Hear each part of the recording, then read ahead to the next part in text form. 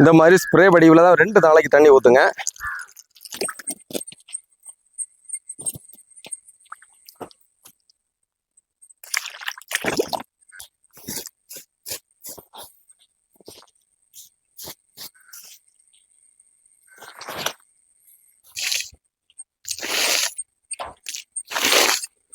Hi friends, அனைவருக்கும் வணக்கம். என்னுடைய யூடியூப் சேனல் பேர் மறந்துடாதீங்க, சீரா 2004. நிறைய நண்பர்களுக்கு என்னோட சேனல் பேர் தெரியல, அந்த வீடியோ பார்க்குறாங்க. ஓகே, அனைவருக்கும் நன்றிகள், வணக்கம். முதல்ல அந்த கத்திரி விதை நட்டு நடவு செஞ்சதை முழுசாக உங்களுக்கு வீடியோவாக போட்டு காமிச்சேன். நிறைய நண்பர்கள் பார்த்துருந்தாங்க. ஆனால் ஷார்ட்ஸ் பார்க்குறது மாதிரி வீடியோ யாரும் பார்க்கல. ஒரு நிமிஷம் ஷார்ட்ஸில் ஒன்றும் முழுசாக சொல்ல முடியாது. முழு வீடியோ பாருங்கள், பார்த்து சந்தேகம் இருந்தால் கேளுங்க.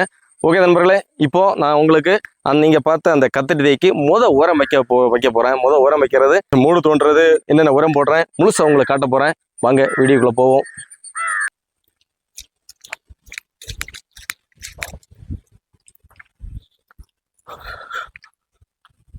நான் ஸ்ப்ரே வடியில் தண்ணி ஊற்றின பார்த்தீங்க. இப்போ உரம் போடுறதுக்கு முன்னாடி இந்த இடம் நல்லா கட்டியாக இருக்குது. உரம் போடுறதுக்கு முன்னாடி ஒரு 2 மணி நேரத்துக்கு முன்னாடி கொஞ்சம் தண்ணி ஊற்றி விடுங்க. நல்ல ஈரப்பதம் இருந்தாச்சுன்னா தண்ணி இப்போ ஊற்ற வேண்டிய தேவையில்லை.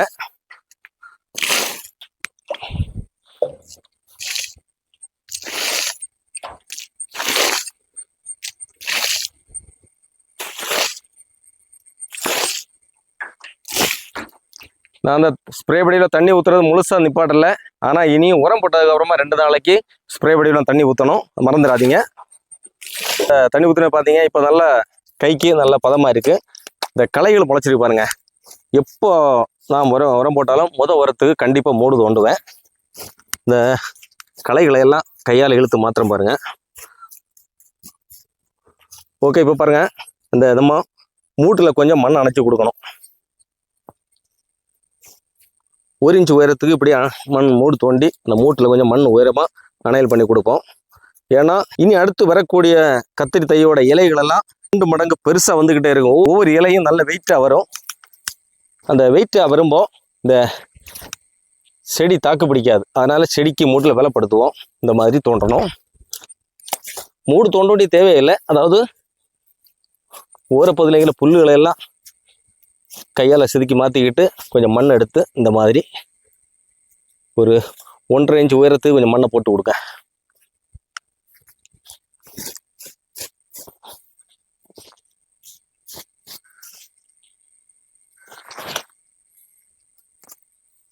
இந்த மாதிரி ஓரப்பகுதியும் கொஞ்சம் அகலப்படுத்தி அப்படியே மண்ணில் மூட்டு, எங்கே இருந்தாலும் மண் எடுத்து இடையில இந்த மண் எடுத்து மூட்டில் கொஞ்சம் மண் போட்டு விடணும்.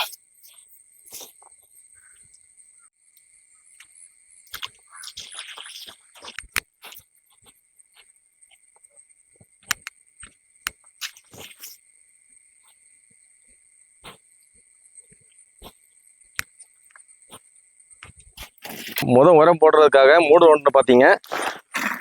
இப்போ வந்து பாக்டம்பாஸு நான் வேப்ப மண்ணை எடுத்துகிட்டு வந்திருக்கிறேன். கத்திரிக்காய் வந்து ரொம்ப சொல்லப்போனால் கொஞ்சம் கஷ்டமான ஒரு விவசாயம். அது வந்து வேர்ப்புழு, தண்டு புழு, அப்படி பல்வேறு தாக்குதல்கள் வரும். அதுக்காக நம்ம ரொம்ப கவனமாக நம்ம உரம் வைக்கணும். இப்போது வேப்ப மண்ணாக்கு பாக்டம்பாஸ் எடுத்துருக்கிறேன். பாக்டம்பாஸ் ரொம்ப கம்மியாக எடுத்துருக்கேன் பாருங்கள். வேப்ப மண்ணாக்கு ரொம்ப அதிகமாக எடுத்துருக்கிறேன். அது கூடவே இந்த வேர்ப்புழுக்காக கொஞ்சம் மருந்து மிக்ஸ் பண்ணுறேன். இது வந்து ஒரு மூட்டுக்கு 1 கிராம் கணக்கு பண்ணி, அந்த அளவுக்கு உங்கள்கிட்ட எண்ணம் இருக்கும், எத்தனை தை நட்டிங்கன்னு அது கணக்கு பண்ணிவிடுங்க. இந்த மருந்தோட பேர் ஒன்று பார்த்துங்க, சஃபின் 3G. இது வந்து பூச்சி மருந்து கிடையாது, அந்த வேர்ப்புழுக்கான மருந்து. கொஞ்சம் ஸ்மெல் கொஞ்சம் அதிகமாக இருக்கும். இப்போ பாருங்கள், உரம் போடுறேன். நம்ம தோண்டி வச்சிருக்கல அந்த மண்ணு மேடாக வச்சிருக்கிறோம். அதுக்கு அவுட்டரில் கொஞ்சமாக இந்த அளவுக்கு எடுத்து இப்படியே ரவுண்டாக சுற்றி போடுங்க.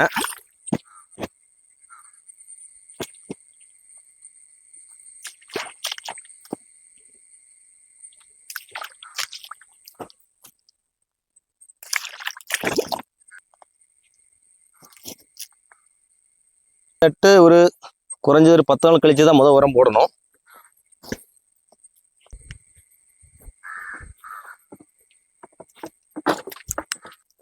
இப்போ பாருங்க, காயப்போட்ட சாணி எடுத்துருக்கிறேன். அது வந்து ஒரு மூட்டுக்கு குறைஞ்ச இந்த மாதிரி 2 பிடி ஆகுது. இப்படி வாரி கொஞ்சம் கட்டி அதிகமாக வைங்க. மூடு சேராமல் மூட்டில் இருந்து 1.5 இன்ச்சு தூரத்துக்கு இந்த மாதிரி 2 பிடி வரி வைங்க.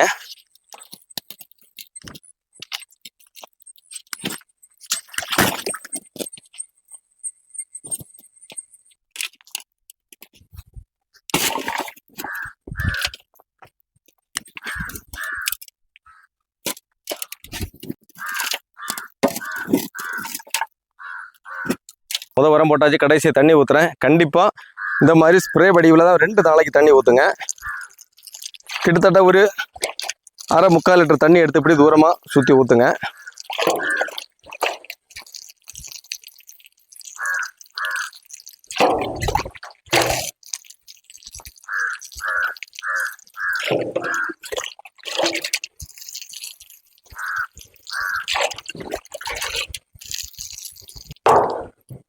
ரெண்டு நாள் தாண்டி பக்கத்தில் கை வச்சு சுற்றி ஊற்றலாம். இந்த மாதிரி சுலவாக ஊற்றலாம்.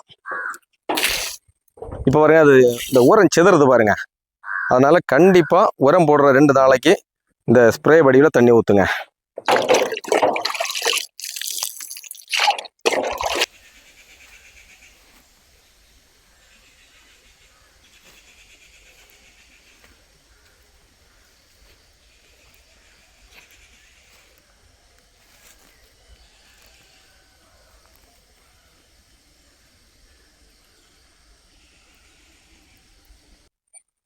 ஓகே ஃப்ரெண்ட்ஸ், என்னுடைய கத்திரி நடவு வீடியோ பார்த்தீங்க. இப்போ 2வது உரம் வச்சதை பார்த்த நல்லுள்ள கொண்ட அனைவருக்கும் நன்றிகள், வணக்கம். இது வந்து என்னுடைய கன்னியாகுமரி மாவட்டத்தில் நாங்கள் பண்ணக்கூடிய விவசாய முறை. நாங்கள் தண்ணி செடி மூடில் நிரப்பி விட மாட்டோம். நாங்கள் சொந்தமாக ஓடையிலிருந்து இல்லைன்னா தோளில் சுமந்தான் கொண்டு தண்ணி ஊற்றுவோம். இந்த முறை வந்து வீட்டில் அனைவருக்கும் செய்யலாம். ஓகே, என்னோட வீடியோ பார்த்த நல்லுள்ள கொண்ட அனைவருக்கும் மீண்டும் நன்றிகள், வணக்கம். என்னுடைய இந்த வீடியோ பிடிச்சா லைக் பண்ண மறந்துடாதீங்க. அடுத்து இன்னொரு வீடியோவில் பார்ப்போம். அதுவரைக்கும் அனைவருக்கும் நன்றிகள், வணக்கம். பாய் பாய்.